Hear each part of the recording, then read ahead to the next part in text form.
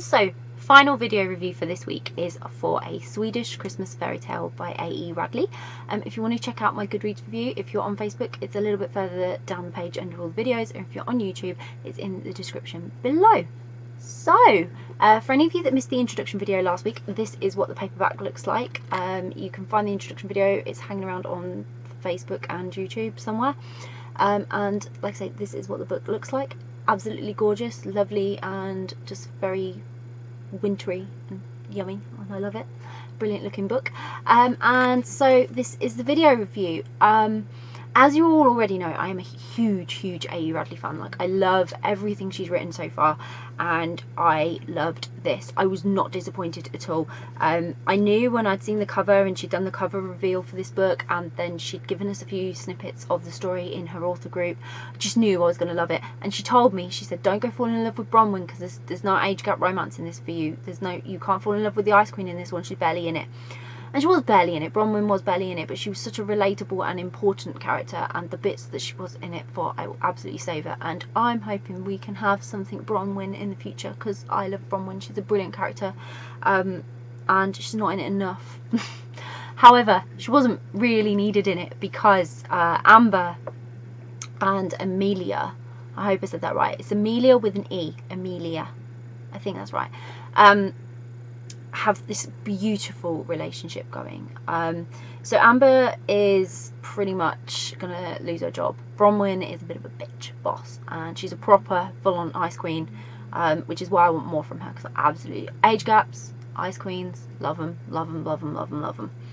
And Bronwyn basically has set her an impossible task. It's, imagine, you know in Devil Wears Prada where you get that bit when Miranda Priestley sets oh, name's gone. On the she sends Andy, that's it, Andy, on the impossible task of finding the Harry Potter manuscript that is not published yet. Yeah, this is a bit like that. Bronwyn sends Amber on what is pretty much an impossible task 2 weeks before Christmas. Who does that to their staff? Oh my god, poor Amber. I felt so sorry for her so much through this book, because you just knew she was kind of fighting a losing battle. And she wasn't, Amelia, who she was going to see, who was going to cause her this losing battle, wasn't doing it on purpose. She's just so ridiculously cute that she didn't really know what to say or do. And so Amelia's got this really, like, she's just such a charming character, because there's this sweet innocence about her that you could only get from someone like her, who's isolated themselves from the real world. And it's Amber who's bringing her into the real world, and it's meeting Amber that gives her this liberation suddenly to do things that scare her. And I was really proud of Amelia in this book.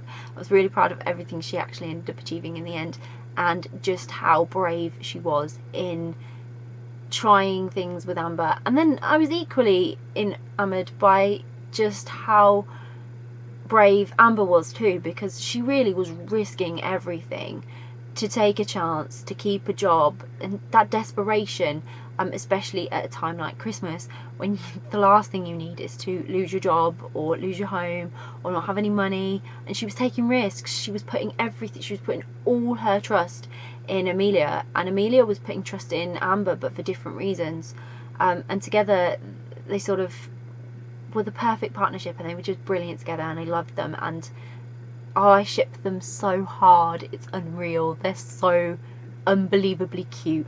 And one of the taglines for this book was fall in love this Christmas, and I definitely fell in love with Amber and Amelia. Impossible not to. You read this book, you will fall in love with both of them, you will fall in love with them as people, their relationship, Sweden, everything are just perfect. Like, the A. Radley's romances are perfect, but this one, with that little bit of Christmas magic and festivity, was just brilliant, absolutely brilliant. I thoroughly enjoyed it. It's definitely one of my favourite Christmas reads ever. Don't really read festive books, I've read so many this week, but this is definitely one of my favourites. And I think it's just because it's a sweet tale, it's the ultimate fairy tale.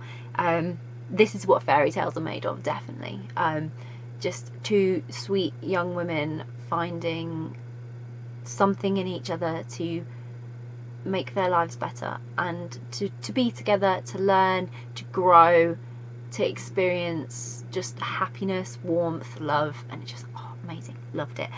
So I will pop a link in the description for you to go and grab a copy of the book. You will want to grab a copy of this book. It's a book you won't want to miss. You won't be disappointed if you read it. So it's the ultimate fairy tale. If you love anything like that, that's just a fairy tale ending, a fairy tale romance and everything, this is perfect. And if you do read it, I hope you enjoy it. If you've read A Swedish Christmas Fairy Tale, I'd really love to know what you thought of it. Your favourite moments, your favourite bits, favourite character, everything. Tell me, put it in the comments, because I just love sharing and reading A.E. Radley books and talking about them, and I just connect with them on such a weird level. It's just amazing. They're so easy to read, you can't put them down. Just great. They're just brilliant, absolute brilliant. And if you're going to read it, or if it's on your to read list, again, let me know, because I'd really love to know who's got this coming up. You're gonna be, it's going to be a magical moment for you when you read it. You're going to enjoy it so much. You're going to love it. And when you do read it, I just really hope you enjoy it as much as I did, because it's an absolutely brilliant read. Bye!